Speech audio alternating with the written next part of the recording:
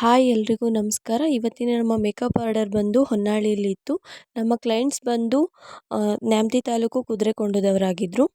ನಮ್ಮ sweet bride ವಂದನಾ ಅವರು ಚೌಟ್ರಿಗೆ ತುಂಬಾ ಲೇಟಾಗಿ ಬಂದರು. ಹಾಗಾಗಿ ನಮಗೆ ರಿಸೆಪ್ಷನ್ ಲುಕ್ ಕ್ರಿಯೇಟ್ ಮಾಡೋಕ್ಕೆ 10 to 20 ಮಿನಿಟ್ಸ್ ಅಷ್ಟೇ ಟೈಮ್ ಸಿಕ್ಕಿತ್ತು. ಎಲ್ಲನೂ ತುಂಬಾ ಅರಿಬರಿ ಮಾಡ್ತಾಯಿದ್ರು. ಹಾಗಾಗಿ ನಾವು ಸಿಕ್ಕಿರೋ ಟೈಮಲ್ಲೇ ಒಳ್ಳೆ ಲುಕ್ನ ಕ್ರಿಯೇಟ್ ಮಾಡಿ ವಂದನಾ ಅವರಂತೂ ತುಂಬಾ ಗುಡ್ ಕಾಂಪ್ಲಿಮೆಂಟ್ಸ್ ಕೊಟ್ಟರು.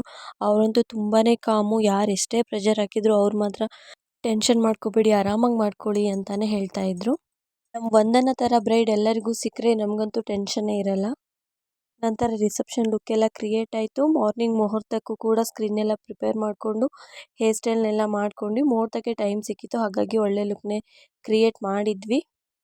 ನಿಮಗೂ ಏನಾದರೂ ಮೇಕಪ್ ಎನ್ಕ್ವೈರೀಸ್ ಇದ್ದರೆ ಸ್ಕ್ರೀನ್ ಮೇಲೆ ಕೊಟ್ಟಿರೋ ನಂಬರ್ಗೆ DM ಮಾಡಿ. ವಂದನಾ ಅವರ ಐ ಮೇಕಪ್ ಎಲ್ಲ ಮುಗಿಸ್ಕೊಂಡು ನಂತರ ಹೇರ್ ಸ್ಟೈಲ್ನ ಕೂಡ ಮುಗಿಸ್ಕೊಂಡ್ವಿ. ವಂದನಾ ಅವರು ತುಂಬಾ ಒಳ್ಳೆ ಕಾಂಪ್ಲಿಮೆಂಟ್ಸ್ನ ನನ್ನ ಮದುವೆ ಫುಲ್ ಕೊಟ್ಟಿದ್ದು ಗ್ಲಾಮರ್ ಬೈ ಪುಷ್ಪ ಅವರಿಗೆ ನಾನು ಪರ್ಸ್ನಲಿ ಸಜೆಸ್ಟ್ ಮಾಡೋದು.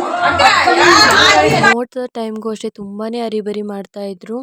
ರಿಸೆಪ್ಷನ್ ಟೈಮ್ಗಂತೂ ನಮಗೆ ಟೈಮೇ ಸಿಕ್ಕಿರಲಿಲ್ಲ. 10 ಮಿನಿಟ್ಸಲ್ಲೇ ನಾವು ಅವ್ರನ್ನ ಸ್ಯಾರಿ ಎಲ್ಲ ಚೇಂಜ್ ಮಾಡಿ ಮೇಕಪ್ ಮಾಡಿ ಕಳಿಸಿದ್ವಿ. ನಂತರ ಇವರು ಮೆಹಂದಿನೂ ನಮ್ಮ ಹತ್ರನೇ ಬುಕ್ ಮಾಡ್ಕೊಂಡಿದ್ರು. ಅವರಿಗೆ ಇಂಡಿಯನ್ ಮೆಹಂದಿ ಹಾಕಿದ್ವಿ. ತುಂಬಾ ಚೆನ್ನಾಗಿ ಕಾಣ್ತಾಯಿದ್ರು. ಒಳ್ಳೆ ಕಾಂಪ್ಲಿಮೆಂಟ್ಸ್ನ ಕೊಟ್ಟರು. ನಿಮಗೂ ಏನಾದರೂ ಮೆಹಂದಿ ಅಥವಾ ಬ್ರೈಡ್ಸ್ಗೆ, ನಾನ್ ಬ್ರೈಡ್ಸ್ಗೆ, ಗ್ರೂಮ್ಗೆ ಯಾವುದೇ ಥರ ಮೇಕಪ್ ಬೇಕು ಅಂದ್ರೂ ನಮಗೆ DM ಮಾಡ್ಬೋದು. Thank you.